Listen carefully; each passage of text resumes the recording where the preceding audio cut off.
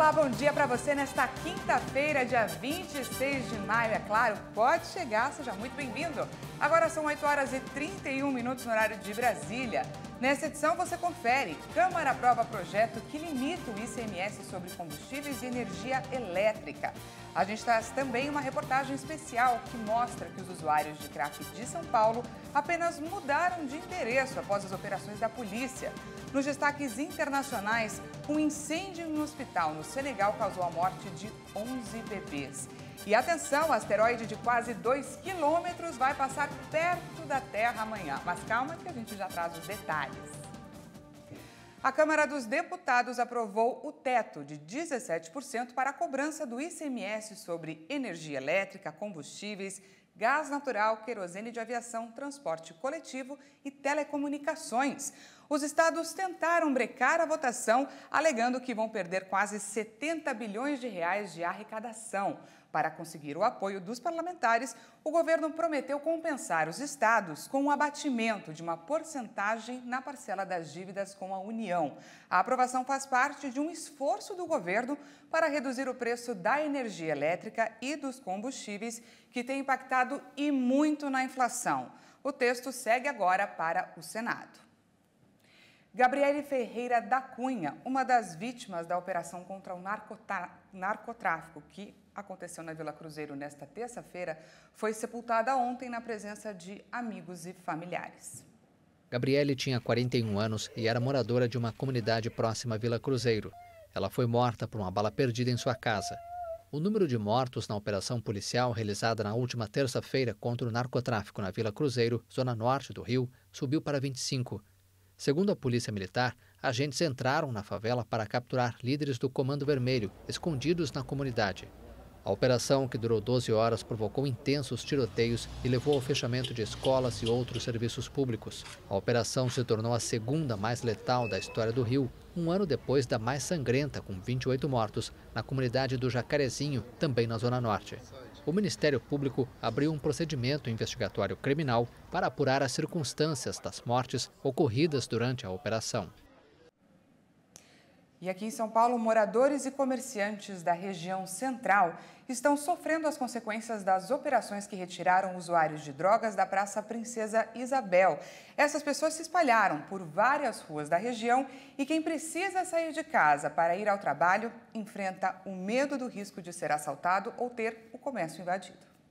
Essa mulher, que não quer se identificar, é síndica e zeladora de um prédio que fica na Rua Helvétia, no centro de São Paulo. Segundo ela, a vida dos moradores da região ficou muito complicada depois da ação da polícia e da prefeitura, que retirou os usuários de drogas da Praça Princesa Isabel.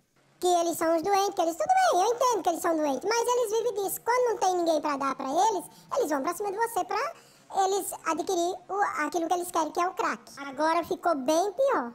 Agora a gente não tem mais liberdade de ficar na rua. Se a gente vai, por exemplo, se eu tiver que resolver alguma coisa, eu vou na parte da manhã para a tarde, eu não estou mais na rua. Os usuários de drogas estão a menos de 300 metros do prédio da síndica. Atividades simples como sair de casa para ir ao trabalho ou fazer uma compra em supermercado virou um tormento. A síndica não consegue nem encontrar um profissional para instalar a lixeira do prédio. Até os inquilinos já resolveram entregar os imóveis. Temos apartamentos aqui que está à venda, ninguém quer comprar, ninguém quer alugar. Eu tenho um imóvel aqui, eu não vejo... Vejo a hora o cara chegar para mim e dizer eu não quero mais, né? E tudo fica desvalorizado. Quando se fala da Cracolândia, vou dar um exemplo. Eu tô com uma situação aí de uma lixeira para fazer aí na frente. Eu já chamei 2 vezes o cara para vir fazer um orçamento aqui, o cara não vem. Então, assim, quando se trata da Cracolândia, o pessoal não vem. Então, o que a gente pede? A gente pede providências à autoridade, né? Ah, mas tem o direitos humanos que protege? Então, mas tem que existir um projeto. No início de maio, uma operação das polícias Civil, Militar, Guarda Civil Metropolitana e da Prefeitura retirou os usuários de drogas que estavam acampados na Praça Princesa Isabel. Na época, os policiais também apreenderam drogas e 21 pessoas foram presas suspeitas de tráfico de drogas. A Prefeitura retirou vários caminhões de lixo e objetos dos usuários de drogas. Guardas civis municipais ficaram de prontidão para evitar que os usuários voltassem para a praça. E isso fez com que os frequentadores da Cracolândia e os traficantes migrassem para outras ruas do centro. E isso deixou um rastro de medo para os moradores, como a síndica do prédio da Rua Helvétia. Parte da rua está interditada por conta da movimentação. Depois dessa migração dos usuários de crack aqui para a Rua Helvétia, a situação ficou complicada também para os comerciantes. Esse restaurante aqui, por exemplo, que uma hora dessa vendia aproximadamente 60 refeições, está assim, em pleno meio-dia e meio, horário do almoço, ele está vazio.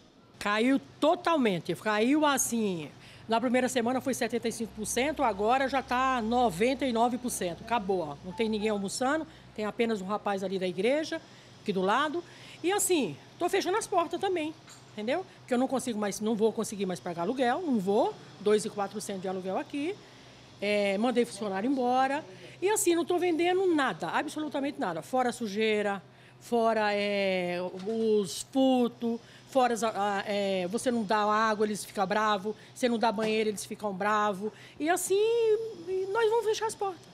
A polícia ainda realiza operações para combater o comércio de drogas na região. Mais de 100 pessoas suspeitas de tráfico já foram presas. Segundo o delegado, a dispersão foi a melhor tática para conseguir identificar e prender os traficantes. Na verdade, esse espalhamento era esperado pela saturação que nós temos no combate ao tráfico e também isso, para nós, é importante porque os exemplos internacionais que nós temos, Lisboa, Frankfurt, Viena, Nova York, Bogotá, mostram que quando o fluxo se espalha, é mais fácil você identificar o traficante, prender o traficante e você também tratar o dependente químico e dar a ele assistência social e assistência de saúde pública. Isso que aconteceu. Nós tivemos um fluxo dividido, nós tivemos alguns dependentes que foram para a Rua dos Dumões, outros foram para a Rua Helvétia, onde está um maior núcleo de 200, 250 pessoas, foram para a Rua Frederico Stadel, que é ali a poucos metros. Nós fizemos uma ação porque eles voltaram àquela prática de montar tendas, inclusive essa ação foi muito exibida na televisão, e eu mostrei ao vivo aquelas mesas com inscrição da facção criminosa, ali os vidros colocados, as giletes, onde eles partiam o crack. Cada pedra, no início da operação, custava R$10. Hoje chega a 30, 40, até 50, dependendo aí da repressão policial. Então, é um trabalho contínuo, um trabalho técnico da Polícia Civil de São Paulo, embasado em provas que são aceitas pela pertinência delas pelo Ministério Público, pelo Poder Judiciário, e esse trabalho vai continuar. Cadeia para o traficante. Mas nós temos que também atuar noutra parte. Enquanto houver procura, vai haver oferta. Essa é a lei internacional que ninguém conseguiu ainda revogar. Mas, para a comerciante, o estrago já foi feito e esse prejuízo vai ser difícil de recuperar. Uma tristeza, sabe? Uma angústia, né? Que a gente está acostumado a trabalhar e eu nunca pensei que aos 60 anos eu pudesse ter esse problema que estou tendo agora. Imagino como o povo do outro lado sofreram, né? A gente está sentindo na pele agora. Vamos ver, né? Se eles não saírem, a gente vai ter que fechar as portas também. Como outros colegas nossos já fecharam, né? Em menos de 15 dias já fecharam as portas, que eram aqui clientes daqui. Então, são oficina, buffet, lava rápido, escolinha, o homem do quadro. Então, assim. É preciso que as autoridades tomem, sim, providências, porque não é possível que moradores e comerciantes percam espaço para os traficantes. E o prazo para entregar a declaração do imposto de renda deste ano está acabando, vai só até a próxima terça-feira. Por isso, há menos de uma semana, é bom se apressar, mas quem já cumpriu com obrigação pode consultar se terá restituição do dinheiro no site da Receita Federal. A repórter Maria Clara Leite traz para a gente as informações. Muita gente ainda precisa declarar o imposto de renda para que a meta da Receita Federal seja atingida. A expectativa para este ano de 2022 é de que aproximadamente 34 milhões de contribuintes enviem o documento, que é mais ou menos o mesmo número de documentos recebidos pela Receita no ano passado. O prazo de entrega vai até o dia 31 de maio, portanto, ainda dá tempo. Eu conversei com um especialista que explicou o que acontece com quem não faz a declaração do imposto de renda e também deu algumas dicas para quem ainda não declarou. Acompanhe. Quem não declarar o imposto de renda vai acabar sendo obrigado a pagar uma multa, além de imposto eventualmente a complementar. É uma multa de R$ 165,74, além de ter o CPF em condição de irregularidade, o que vai acabar criando uma dificuldade para obter empréstimos, acesso a financiamento. Então, quem deve declarar? Se você teve rendimento tributável, salário, aluguel acima de R$ 28.123, você está obrigado a declarar. Ou rendimento isento, como dividendo acima de R$ 40 mil. Se você teve ganho de capital, se você vendeu um imóvel com lucro, com ganho, você está obrigado a declarar. Se você operou na bolsa, você está obrigado a declarar. Em todos esses casos, tem alguns documentos principais que você tem que ter em mãos. Então, recupera a declaração do ano passado, ela é o principal instrumento, obtém informes de rendimentos, ou se você for aposentado, comprovante de rendimento no site do INSS. Existe hoje uma declaração pré-preenchida importante para quem tem certificado digital ou uma conta nível ouro na plataforma gov.br. Essa é uma novidade. Outra novidade é que você pode informar o seu Pix para receber. Para quem deixar para a última hora, tem algumas vantagens interessantes. Então, alguns contribuintes que têm valores a restituir terão a restituição corrigida pela Selic, que hoje está 12,75%. Quem vai complementar imposto acabou ganhando um prazinho para começar a pagar as cotas do imposto de renda. É isso aí. Para declarar o imposto de renda, consultar a restituição ou para outras informações, acesse receita.fazenda.gov.br. Quem ainda não declarou, corre que dá tempo. E sem o fim da guerra com a Rússia e a Ucrânia, os impactos no fornecimento de produtos, como os fertilizantes, como no caso do Brasil, que está cada vez mais focado em alternativas naturais. E olha só, os agrominerais são a bola da vez. Potência agrícola, o Brasil é um dos principais produtores de soja, milho, café, entre outras commodities, e é o quarto maior consumidor mundial dos chamados fertilizantes químicos NPK, à base de nitrogênio, fósforo e potássio. Esses produtos são 80% importados e 25% vêm da Rússia, nação alvo de sanções por conta do conflito armado. Não, no momento não estamos sentindo a falta, né? A gente, como já estava há um tempo já utilizando esses materiais, diante da situação que essa crise dos fertilizantes, aí fortaleceu mais ainda, a gente está reforçando a utilização dessas fontes, né, de minerais, né? Autorizados para uso na agricultura desde 2013 no Brasil, os agrominerais são a bola da vez. Aqui a gente estava aplicando a rocha fosfatada, né? No caso rico em fosfato, então quando a gente for fazer o plantio, que no caso a área aqui vai ser um plantio para soja, né? Então não vai ter necessidade de se colocar um adubo formulado, né? No caso para a soja, que seria a base de fósforo, né? As rochas ricas em nutrientes são pulverizadas e espalhadas nos campos antes do plantio. O Brasil é líder mundial na técnica, usada também em outros países como Estados Unidos, Canadá, Índia e França. Após as fortes chuvas que atingem a região metropolitana do Recife desde domingo, 16 municípios estão com risco de deslizamentos de barreiras, segundo o Centro Nacional de Monitoramento e Alertas de Desastres Naturais. Ontem, um homem morreu e um casal está desaparecido em Olinda. De acordo com o CEMADEM, são 11 municípios com risco alto de deslizamentos e 5 com risco moderado. Há possibilidade alta no Recife, em Ipojuca, Cabo de Santo Agostinho, Jaboatão dos Guararapes, São Lourenço da Mata, Camaragibe, Olinda, Paulista, Abreu e Lima e Igaraçu. E a Defesa Civil de Alagoas está na iminência de decretar estado de emergência, pois 95% dos municípios alagoanos estão em estado de atenção. Há diversas vias alagadas com focos de enchentes e o risco continua para inundações e desmoronamentos, já que o solo está encharcado e fica propício para deslizamentos de terra. Agora vamos conferir a previsão do tempo para essa quinta-feira em algumas cidades do país.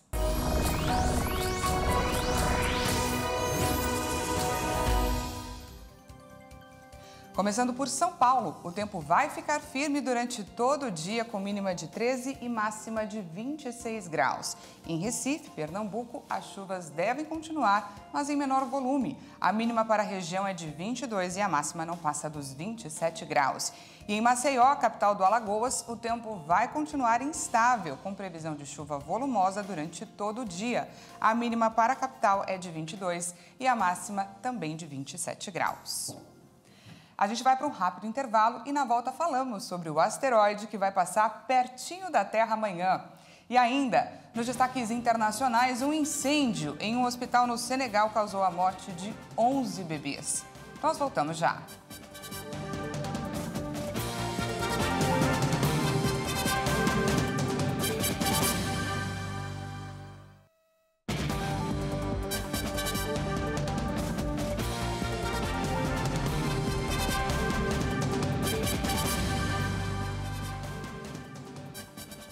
Seja bem-vindo mais uma vez, estamos de volta ao vivo, agora são 8 horas e 50 minutos no horário de Brasília.